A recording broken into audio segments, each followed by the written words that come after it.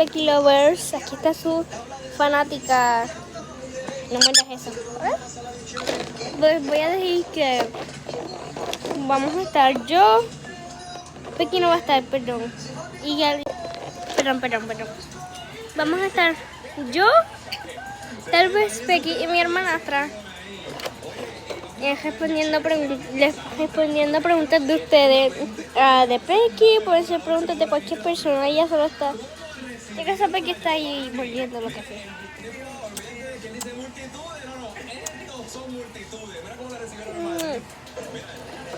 Así que escriban preguntas que. ¡No! ¡Qué bella tú eres! Escriban preguntas que quieran contestar y en el próximo video tal vez esté con Pequi y tal vez tampoco esté con Alia. Alia se llama ella, mi hermanastra.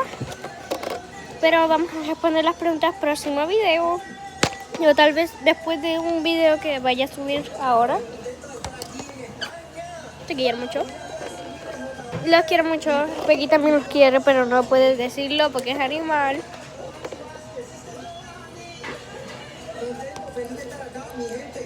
También tiene una hermana. No, o sea, no es su hermana, es su novia.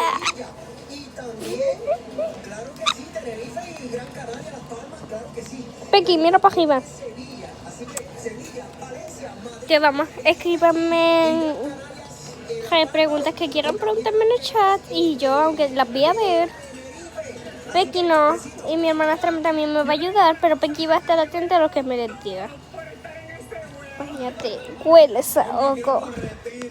Así que escriban cosas en esto, en el chat, y nosotros se los contestaremos.